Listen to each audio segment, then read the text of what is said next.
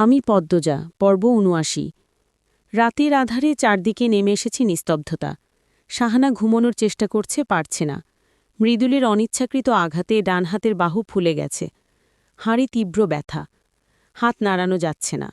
শাহানা বিড়বিড় করে বিলাপ করছে, আল্লাহ গো আল্লাহ, এত্ত বেদনা ক্যারে গিছো তুমি, কমায় দেও আল্লাহ। ঘুমের ঘোরে শিরিন শাহানার হাতের উপর উঠে পড়ে। শাহানা আল্লাহ গো বলে চিৎকার করে উঠল। শিরিনের ঘুম ভেঙে যায়। সে লাফিয়ে উঠে বসে। তার চোখে মুখে ভয়। শাহানার হাত ধরতে চাইলে শাহানা চিৎকার করে বলল, ছুবি না আমারে, ডাইনি মাইরে দিছে আমারে গো। শিরিন অপরাধী স্বরে বলল, আমি দেখছি না আপা। তুই কথা কইবি না। শাহানার চোখ মুখ কুচকানো। সে প্রচণ্ড রেগে আছে। ধীরে ধীরে বিছানা থেকে নামল। শিরিন প্রশ্ন করল, কই যাও? শাহানা পূর্বের স্বরেই বলল, মুততে যাই। শাহানার ঝাড়ি খেয়ে শিরিন আর কথা বলল না। সে অন্যদিকে ফিরে শুয়ে পড়ল। শাহানা টয়লেটে যাবার পথে অন্দরমহলের ফাঁক ফোকর দিয়ে আসা জ্যোৎস্নার আলোয় একটা পুরুষ অবয়বকে হাঁটতে দেখল। শাহানা ভয় পেয়ে যায়। পুরুষ অবয়বটি শাহানাকে দেখে দাঁড়িয়ে পড়ে। শাহানার দিকে এগিয়ে আসে। শাহানা ভয়ার্ত স্বরে প্রশ্ন করল, তুমি ক্যালা? মৃদুলের মুখটা ভেসে ওঠে। সে হেসে বলল, আপা, আমি। মৃদুলকে দেখেই শাহানার মেজাজ তুঙ্গে উঠে যায়। সে চোখ রাঙিয়ে বলল, কুত্তার বাচ্চা, তুই আমার সামনে আইবি না, লুলা বনায় দিশস আমারে গো। মৃদুল কাতর স্বরে বলল, ছুডু ভাইয়ের লগে এমন করবা? আমি তো তোমারই দেখি নাই, ইচ্ছা কইরা মারি নাই। এই তুই যা, সামনে থেকে সর। শাহানা গজগজ করতে করতে টয়লেটের দিকে চলে যায়। মৃদুল ঠোঁট উল্টে শাহানার যাওয়া দেখে। তারপর সিঁড়ির দিকে তাকালো। তার ঘুম আসছে না একটুও। পূর্ণার কথা খুব মনে পড়ছে। ইচ্ছে হচ্ছে জ্যোৎস্নার আলো সারা গায়ে মেখে অনেকক্ষণ গল্প করতে। কোনো এক অদৃশ্য যন্ত্রণা বুকে হেঁটে বেড়াচ্ছে। অন্য দিনের তুলনায় পূর্ণাকে একটু বেশিই যেন মনে পড়ছে। বুকটা ফাঁকা ফাঁকা লাগছে। অস্থিরতায় রুহ ছটফট করছে। মৃদুল ৩ বার বিসমিল্লা বলে ৩ বার বুকে ফু দিল। তারপর আর কিছু না ভেবে তৃতীয় তলায় উঠে আসে। শেষ সিঁড়িতে দাঁড়িয়ে থাকে। বুকের ভেতর কে বুঝি ঢোল পিটাচ্ছে। সে শুনতে পাচ্ছে। মিনিটের পর মিনিট সে এক জায়গায় ঠাঁয় দাঁড়িয়ে রইল। তারপর কবুতরের মতো ডাকল। মৃদুল যে কবুতরের মতো ডাকতে পারে, পূর্ণা আর মৃদুলের পরিবার ছাড়া কেউ জানে না। পূর্ণা যদি জেগে থাকে, তাহলে মৃদুলের নকল ডাক সে চিনতে পারবে। তারপর নিশ্চয়ই সাড়া দিবে। মৃদুল পূর্ণার জন্য আরও কিছুক্ষণ অপেক্ষা করল। পূর্ণার দেখা নেই। মৃদুল ভাবল পূর্ণা ঘুমে বোধহয়, তাই সে আর অপেক্ষা করার কথা ভাবল না।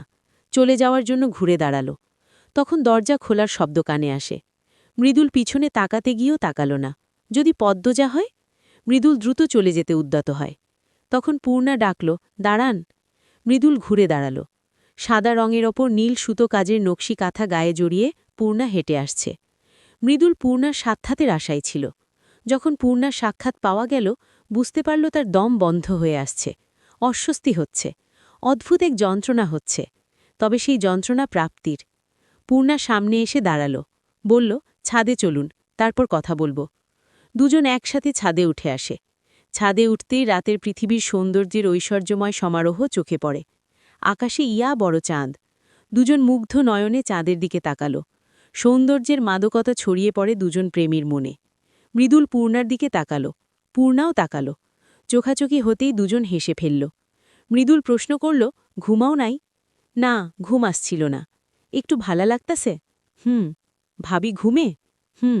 ভাবি কিছু কইছে? পূর্ণা মুখ ভার করে বলল, না। অনেকবার প্রশ্ন করেছি ভাইয়ার সাথে কি হয়েছে, মুখে গলায় কিসের দাগ। আপা উত্তর দেয়নি। আপার মুখের উপর কথা বলার সাহসও হয়নি। মৃদুল দীর্ঘশ্বাস ছেড়ে বলল, কিছু একটা তো হইছেই। আচমকা মনে পড়েছে এমনভাবে পূর্ণা বলল, তবে আমি ঘুমের ভান ধরেছিলাম। তখন টের পেয়েছি আপা নীরবে কাঁদছে। আমার খুব কষ্ট হচ্ছে আপার জন্য। আপার কিসির কষ্ট না জানা অবধি আমি শান্তি পাব না। আমির ভাইয়ের সাথে কিছু হইছে। ভাইয়ার দেখা পেলেই হতো, বলল পূর্ণা। তার দৃষ্টি আকাশের দিকে। তারপর আবার বলল, কাল লিখন ভাইয়ের খবর এনে দিতে পারবেন? পারব, চিন্তা কইর না। লিখন ভাইয়া ঠিক হয়ে যাইব। পূর্ণা আর কিছু বলল না। সে চাঁদের দিকে তাকিয়ে রইল। মৃদুল বলল, রাতের আকাশ তোমার কেমন লাগে? পূর্ণা খোশ মেজাজে জবাব দিল, অনেক ভালো লাগে। আমার আম্মা, আপা, প্রেমা সবাই জ্যোৎস্না রাত পছন্দ করে। আমাদের অনেক মুহূর্ত আছে জ্যোৎস্না রাত নিয়ে। আপনার কেমন লাগে? মৃদুল হাসল। তারপর বলল, রাতের আকাশ কোনোদিন আমার দেখার ইচ্ছা হয় নাই। এমনি রাইতে বার হইতাম। আকাশ দেখার লেগে বার হইতাম না। প্রথম তোমার সাথে দেখতে আইলাম। পূর্ণা মৃদুলের দিকে তাকালো, তারপর চাঁদের দিকে তাকিয়ে বলল, এত সুন্দর মানুষের পাশে আমার মতো কালো মানুষকে দেখে চাঁদ কি লজ্জা পাচ্ছে না? মৃদুল বলল, চাঁদের কিসের এত্ত দেমাগ যে পূর্ণার গায়ের রং নিয়ে লজ্জা পাইব? পূর্ণা ঠোঁট কামড়ে হাসি আটকাল। জ্যোৎস্নার রূপ মাধুরী নিজে চোখে অবলোকন করার সৌভাগ্য পূর্ণার বহুবার হয়েছে, কিন্তু আজকের সময়টা অন্যরকম লাগছে। মায়াবী এক অনুভূতি সর্বাঙ্গে শীতল বাতাস ছড়িয়ে দিচ্ছে। মৃদুল বলল, বসে কথা বলি। কোথায় বসব? ছাদ তো কুয়াশায় ভেজা। মৃদুল চাট করে তার লুঙ্গি খুলল। পূর্ণা শুরুতে চমকে যায়, পরে দেখল মৃদুলের পরনে প্যান্ট আছে। মৃদুল তার লুঙ্গি ছাদের মেঝেতে বিছিয়ে বলল, বসে পড়ো। পূর্ণা মনে মনে আস্তাক ফিরুল্লাহ বলে লুঙ্গির ওপর বসল। কিছুটা দূরত্ব রেখে মৃদুল বসল, বলল, প্যান্টের ওপর লুঙ্গি পরার সুবিধা হইল এইটা, যে কোনো দরকারে কামে লাগে। একবার টুপি ছাড়া রাইতে মাছ ধরতে গেছিলাম, ঠান্ডা বাতাসে মাথার সে কি বেদনা। এরপর করলাম কি? পূর্ণা বাধা দিয়ে বলল, লুঙ্গি দিয়ে টুপি বানিয়েছেন তাই তো? মৃদুল গর্বের সাথে বলল, হঁ, উপস্থিতি বুদ্ধি এটা। পূর্ণা হাসল। মৃদুল অনেক রাগী, অহংকারী, তবুও সে মুগ্ধ করার মতো একটা মানুষ। সবসময় ঠোঁটে হাসি থাকে। এই মুহূর্তে রেগে ওই মুহূর্তে সব ভুলে যায়। পূর্ণা ছাদের মেঝেতে তাকাল। চাঁদের স্নিগ্ধ আলোয় ছাদের মেঝেতে থাকা শিশির চকচক করছে। স্বচ্ছ রূপালী ঝর্ণার মতো যেন চারপাশ ভাসিয়ে নিয়ে যাচ্ছে। কুয়াশা ভেদ করে চাঁদ উকি দিচ্ছে বারংবার। দুজনের মাঝে নীরবতা নেমে আসে। নীরবতা ভেঙে মৃদুল ডাকল, পূর্ণা। আমার কান্তি ইচ্ছে হইতাছে। পূর্ণার হৃদয় কেঁপে উঠল। সে মৃদুলের দিকে মুখ করে বসল, বলল, কেন? জানি না, আমি যখন যেইটা চাইছি পাইছি। এই প্রথম কিছু পাইতে গিয়ে ভয় করতাছে। কি সেটা? মৃদুল সরাসরি পূর্ণার চোখের দিকে তাকিয়ে বলল, তোমারে পূর্ণা। নিস্তব্ধ প্রহরে জ্যোৎস্নাময় রাতে একাকী দুজনের মাঝে প্রেমিক যখন বিভ্রম নিয়ে উচ্চারণ করে ভালোবাসার কথা, প্রেমিকার হৃদয় কি হয় জানে না পূর্ণা। তবে সে বেলা সে দম বন্ধকর এক অনুভূতির স্বাদ পেয়েছে। সব পাকপাখালি তাদের নীড়ে ঘুমাচ্ছে শীতে, শুধু পেচারা জেগে আছে। থেমে থেমে তারা ডাকছে। কনকনে শীতল হাওয়া বইছে। পূর্ণা মৃদুলের এক হাত ধরে বলল, আপা সবসময় বলে, ভাগ্যে যা আছে তাই হয়, আল্লাহ কপালে যা লিখে রাখেন তাই হয়, তাই চিন্তা করবেন না। মৃদুল আপনি করে আর কথা কইবা না, তুমি কইবা। পূর্ণা চট করে অন্যদিকে ফিরল, বলল, পারব না। যা কইসি হুনো, নইলে কিন্তু। কি করবেন? ছাদ থেকে ঝাঁপ দিয়ে মইরা যামু। পূর্ণা ভ্রু কুচকাল, বলল, এসব কি কথা? দেখাইতাম ঝাঁপ দিয়ে মইরা। মৃদুল গুরুতর ভঙ্গিতে কথা বলছে, এই ছেলে দেখানোর জন্য ঝাঁপ দিয়ে দিতেও পারে। পূর্ণা বলল, আচ্ছা থাক, লাগবে না, আমি তুমিই বলবো। মৃদুল হেসে বলল, তাহিলে কও। কি বলবো? তুমি। মৃদুল হাসল পূর্ণাও। আকাশের বিশাল উজ্জ্বল চাঁদটি আর তার সাথী তারাবের নিয়ে পূর্ণা মৃদুলের প্রেমকথন চলে সারা রাত। দুজন মুঠো মুঠো চাঁদের আলোকে সাক্ষী রেখে কাটিয়ে দেয় মুহূর্তের পর মুহূর্ত। দিনে একটা অঘটন ঘটে যাবার পরেও প্রকৃতি তাদের মনে প্রাণে প্রেম নিয়ে আসে গোপনে। এ যেন কোনো কিছুর ইঙ্গিত। নয়তো অসময় কেন এমন সুসময় দেখা দিল? কাকডাকা ভোরে আমির হাওলাদার বাড়িতে পা রাখল। সে সবেমাত্রই ফিরেছে। মাথা তুলে দাঁড়াতে পারছে না। ঢাকা থেকে নিয়ে এসেছে নতুন বোঝা, যে বোঝা তাকে নুইয়ে রেখেছে।